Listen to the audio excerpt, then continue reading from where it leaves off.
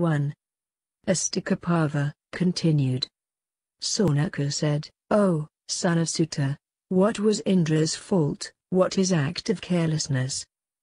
How was Garuda born in consequence of the ascetic penances of the Valakalias? Why also Kasyapu a Brahmin had the king of birds for a son? Why, too, was he invincible of all creatures and unslayable of all? Why also was that ranger of the skies capable of going into every place at will and of mustering at will any measure of energy? If these are described in the Purana, I should like to hear them." Sauti said, "What thou askest me is, indeed, the subject of the Purana.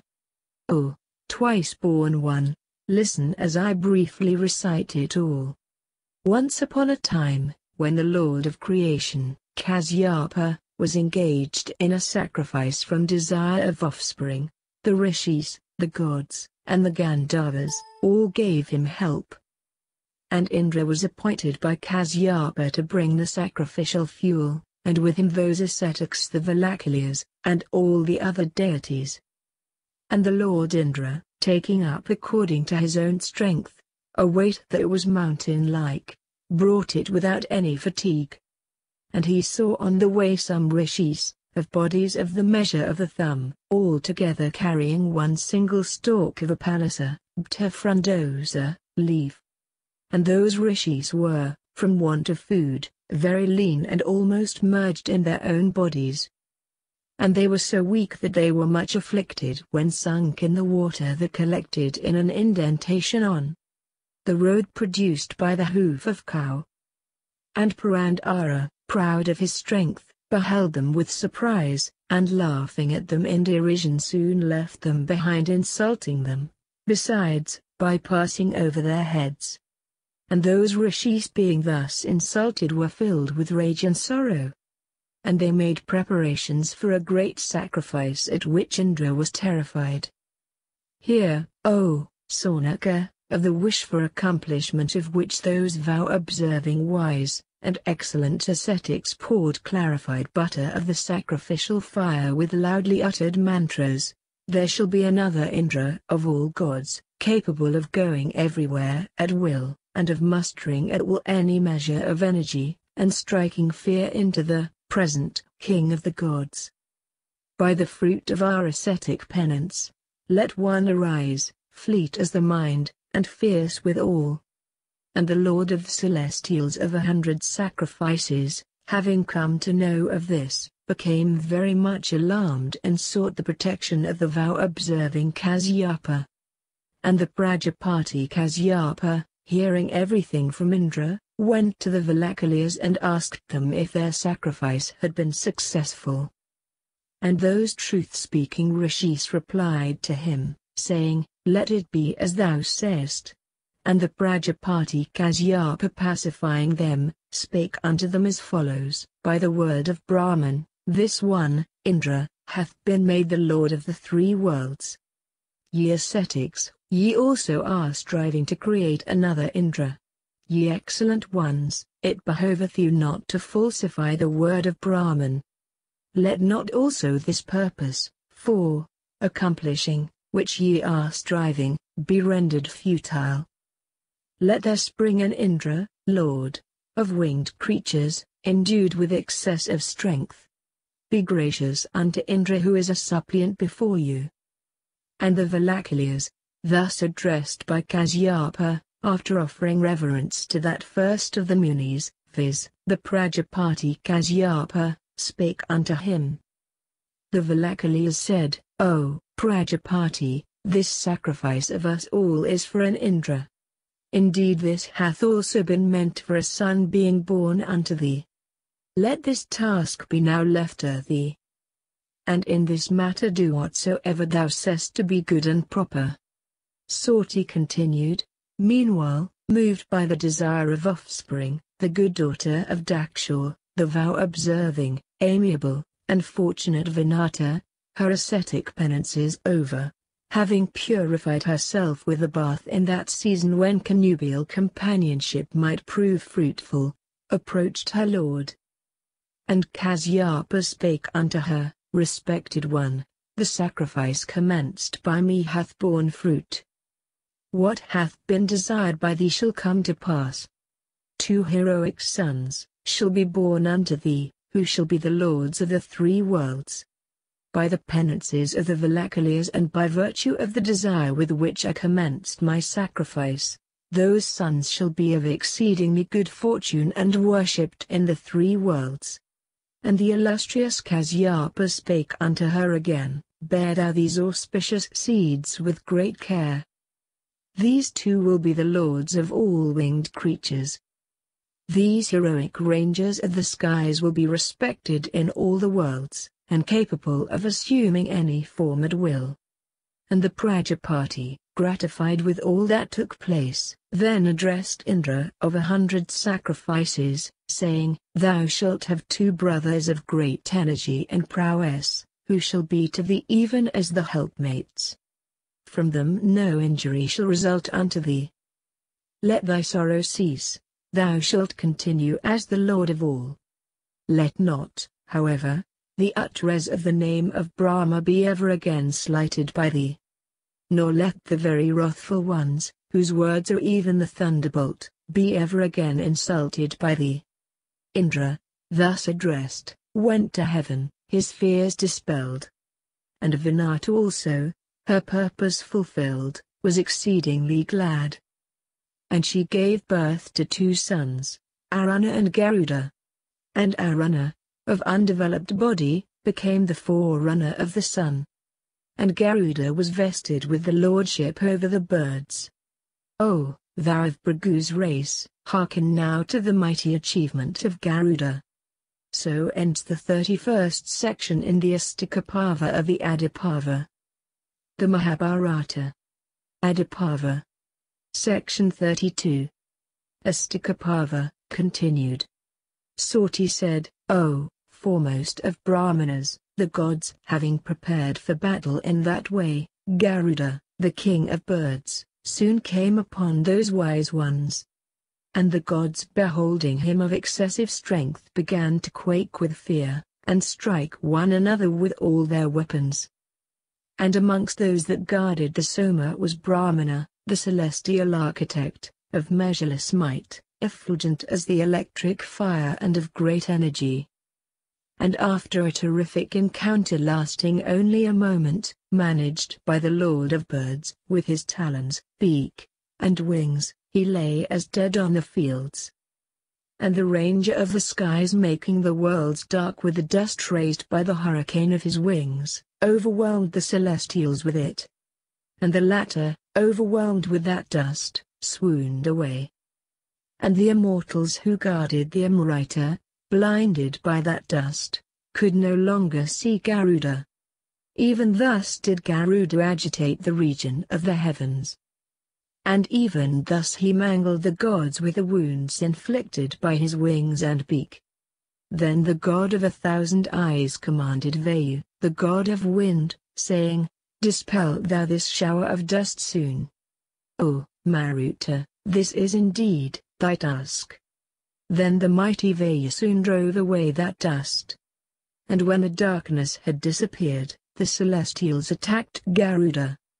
And as he of great might was attacked by the gods, he began to roar aloud, like the great cloud that appeareth in the sky at the end of the Yuga, frightening every creature.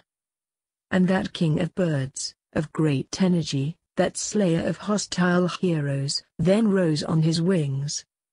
All the wise ones, the celestials, with Indra amongst them, armed with double-edged broadswords, iron maces furnished with sharp spikes, pointed lances, maces, bright arrows, and many a discus of the form of the sun, saw him overhead. And the king of birds attacked them on all sides with showers of various weapons and fought exceedingly hard without wavering for a moment. And the son of Vinata, of great prowess blazing in the sky, attacked the gods on all sides with his wings and breast. And blood began to flow copiously from the bodies of the gods mangled by the talons and the beak of Garuda. Overcome by the Lord of Birds, The Saddhas with the Gandharvas fled eastwards, the Vyāsas with the Rudras towards the south, the Adityas towards the west, and the twin Aswins towards the north.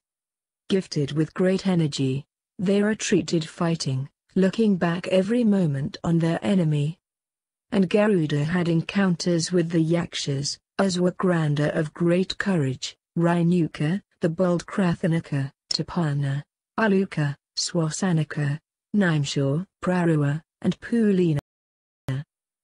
And the son of Vinata mangled them with his wings, talons, and beak, like Shiva himself, the chastiser of enemies, and the holder of Pinaka in rage at the end of the Yuga. And those Yakshas of great might and courage, mangled all over by that ranger of the skies, looked like masses of black clouds dropping thick showers of blood. And Garuda, depriving them of life, and then went to where the Amrita was. And he saw that it was surrounded on all sides by fire. And the terrible flames of that fire covered the entire sky. And moved by violent winds, they seemed bent on burning the sun himself. The illustrious Garuda then assumed 90 times 90 mouths, quickly drinking the waters of many rivers with those mouths and returning with great speed, the chastiser of enemies, having wings for his vehicle, extinguished that fire with that water. And extinguishing that fire, he assumed a very small form, desirous of entering into the place where the Soma was. So ends the 32nd section in the Astika Parva of the Adi Parva. The Mahābhārata. Adi Parva. Section 33. Astika Parva, continued. Santi said, and that bird, assuming a golden body bright as the rays of the sun, entered with great force the region where the Soma was, like a torrent entering the ocean. And he saw, placed near the Soma, a wheel of steel keen-edged, and sharp as the razor, revolving incessantly. And that fierce instrument, of the splendor of the blazing sun and of terrible form, had been devised by the gods for cutting in pieces all robbers of the Soma. Garuda, seeing a passage through it, stopped there for a moment. Diminishing his body, in an instant he passed through the spokes of that wheel.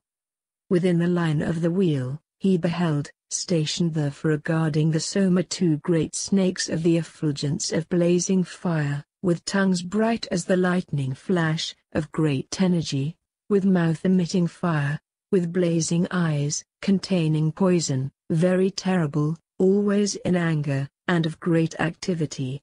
Their eyes were ceaselessly inflamed with rage and were also winkless.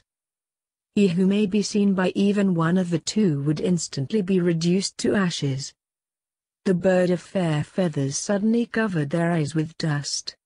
And unseen by them he attacked them from all sides. And the son of Vinata, that ranger of the skies, attacking their bodies, mangled them into pieces. He then approached the Soma without loss of time.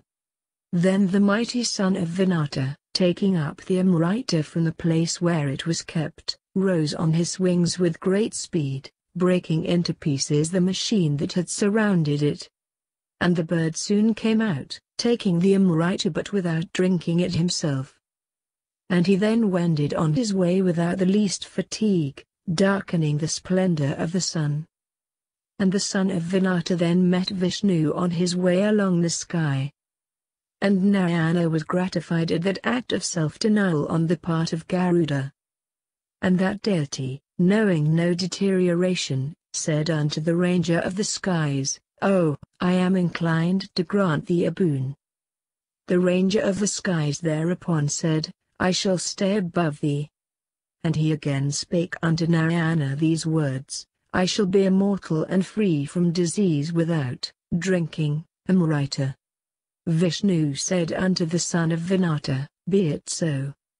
Garuda, receiving those 2 boons, told Vishnu, "I also shall grant thee a boon, therefore, let the possessor of the 6 attributes ask of me." Vishnu then asked the mighty Garuda to become his carrier. and he made the bird sit on the flagstaff of his car, saying, "Even thus thou shalt stay above me." And the ranger of the skies, of great speed, saying unto Narayana, "Be it so," swiftly wended on his way, mocking the wind with his fleetness. And while that foremost of all rangers of the skies, that first of winged creatures, Garuda, was coursing through the air after resting the Amrita, Indra hurled at him his thunderbolt. Then Garuda, the lord of birds, struck with thunderbolt, spake laughingly unto Indra engaged in the encounter, in sweet words, saying, "I shall respect the Rishi, Dadichi, of whose bone the Vajra hath been made. I shall also respect the Vajra, and thee also of 1,000 sacrifices. I cast this feather of mine whose end thou shalt not attain. Struck with thy thunder I have not felt the slightest pain." And having said this, the king of birds cast a feather of his. And all creatures became exceedingly glad, beholding that excellent feather of Garuda so cast off. And seeing that the feather was very beautiful, they said, "Let this bird be called Suparna, having fair feathers." And Purandara of 1,000 eyes, witnessing this wonderful incident, thought that bird to be some great being and addressed him thus. And Indra said, "O, best of birds, I desire to know the limit of thy great strength. I also desire eternal friendship with thee." So ends the 33rd section in the Astika parva of the Aadi parva. The Mahābhārata. Aadi parva. Section 34. Astika parva, continued. Sauti continued, Garuda then said, "O, Purandara, let there be friendship between thee and me as thou desirest. My strength, know thou, is hard to bear. O, thou of 1,000 sacrifices, the good never approve of speaking highly of their own strength, nor do they speak of their own merits. But being made a friend, and asked by thee, O friend, I will answer thee, although self-praise without reason is ever improper. I can bear, on a single feather of mine, O Sakra, this earth, with her mountains and forests and with the waters of the ocean, and with thee also stationed thereon. Know thou, my strength is such that I can bear without fatigue even all the worlds put together, with their mobile and immobile objects." Sauti continued, "O Saunaka, after Garuda of great courage had thus spoken, Indra the chief of the gods, the wearer of the celestial crown, ever bent upon the good of the worlds, replied, saying, "It is as thou sayest. Everything is possible in thee. Accept now my sincere and hearty friendship. And if thou hast no concern with the Soma, return it to me. Those to whom thou wouldst give it would always oppose us." Garuda answered, "There is a certain reason for which the Soma is being carried by me. I shall not give the Soma to anyone for drink. But, O, thou of 1,000 eyes, after I have placed it down, thou, O Lord of the heavens, canst then, taking it up, instantly bring it away." Indra then said, "O aviparous one, I am highly gratified with these words now spoken by thee. O best of all rangers of the skies, accept from me any boon that thou desirest." Sauti continued, then Garuda, recollecting the sons of Kadru and remembering also the bondage of his mother caused by an act of deception owing to the well-known reason, viz., the curse of Aruna, said, "Although I have power over all creatures, yet I shall do your bidding. Let, O Sakra, the mighty snakes become my food." The slayer of the Danavas having said unto him, "Be it so," then went to Hari, the god of gods, of great soul, and the lord of yajnas. And the latter sanctioned everything that had been said by Garuda. And the illustrious Lord of Heaven again said unto Garuda, "I shall bring away the Soma when thou placest it down." And having said so, he bade farewell to Garuda. And the bird of fair feathers then went to the presence of his mother with great speed. And Garuda in joy then spake unto all the snakes, Here have I brought the Amrita. Let me place it on some kusa grass. O, ye snakes, sitting here, drink of it after ye have performed your ablutions and religious rites. As said by you, let my mother become, from this day, free, for I have accomplished your bidding. The snakes having said unto Garuda, Be it so, then went to perform their ablutions. Meanwhile, Sakra taking up the Amrita, wended back to heaven. The snakes after performing their ablutions, their daily devotions, and other sacred rites, returned in joy, desirous of drinking the Amrita. They saw that the bed of kusa grass whereon the Amrita had been placed was empty, the Amrita itself having been taken away by a counteract of deception. And they began to lick with their tongues the kusa grass, as the Amrita had been placed thereon. And the tongues of the snakes by that act became divided in twain. And the kusa grass, too, from the contact with Amrita, became sacred thenceforth. Thus did the illustrious Garuda bring Amrita, from the heavens, for the snakes, and thus were the tongues of snakes divided by what Garuda did. Then the bird of fair feathers, very much delighted, enjoyed himself in those woods accompanied by his mother. Of grand achievements, and deeply reverenced by all rangers of the skies, he gratified his mother by devouring the snakes. That man who would listen to this story, or read it out to an assembly of good Brahmanas, must surely go to heaven, acquiring great merit from the recitation of the feats of Garuda. And so ends the 34th section in the Astika Parva of the Adi Parva. The Mahābhārata. Adi Parva. Section 35. Astika Parva, continued.